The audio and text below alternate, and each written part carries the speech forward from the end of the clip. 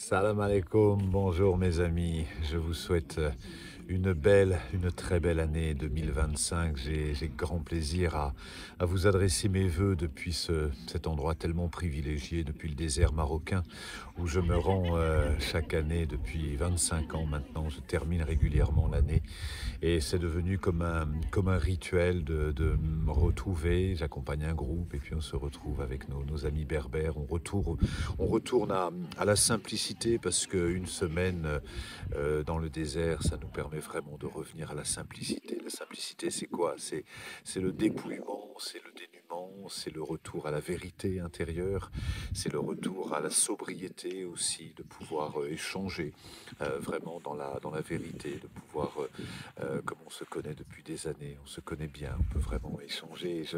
C'est depuis ce cadre idyllique pour moi que je vous adresse mes vœux pour 2025.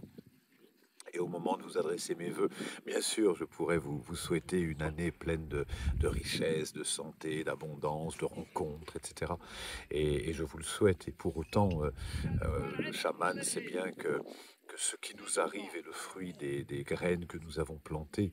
Et si nous avons planté des graines de paix, alors nous aurons des fruits de paix. Si on a planté des graines de prospérité, on aura des fruits de prospérité. Si on a développer l'amour de soi, la tendresse, le respect, la compassion. Naturellement, on attirera à nous les rencontres qui nous viennent et dont notre âme a besoin. Et voyez-vous, dans cette période, et je vois moi-même comment ça peut changer, puisque peut-être plus facilement, il y a 40 ans, on avait une forme d'insouciance. Aujourd'hui, quand on se souhaite la bonne année, on pense vraiment à l'environnement, cet environnement dont la crise écologique, dont les crises sociales, économiques nous alertent chaque jour de l'année pour se rappeler à quel point on est allé dans le mur par un comportement égoïste, par un comportement ignorant, et que donc du coup on a contribué un peu à créer une grande forme de désordre sur la Terre sur laquelle nous vivons. Et pour autant, je crois que la période qu'on vit, même si 2025 aura obligatoirement son lot d'épreuves ou d'obstacles, mais pour autant, je crois que chaque épreuve est une opportunité de développer notre confiance, de développer notre persévérance, de développer notre loyauté, notre sens du discernement, de ne pas se laisser embarquer par les émotions, par les médias, par les histoires, mais vraiment de développer le discernement et d'aller chercher nos ressources en nous, qui sont des ressources de cœur et de conscience. Et voyez-vous, l'oiseau a besoin de deux ailes pour voler. La première, c'est l'aile de la conscience, d'être conscient de ce qui lui arrive, d'être conscient de l'environnement, de ne pas se laisser illusionner par les fantômes de l'illusion.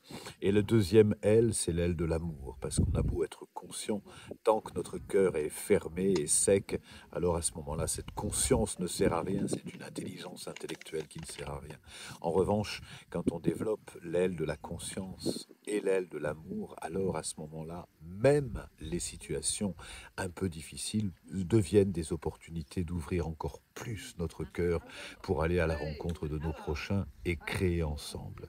Donc les vœux que je vous souhaite pour 2025, c'est de nourrir toute votre énergie pour développer vos deux grandes ailes, l'aile de la conscience et l'aile de l'amour.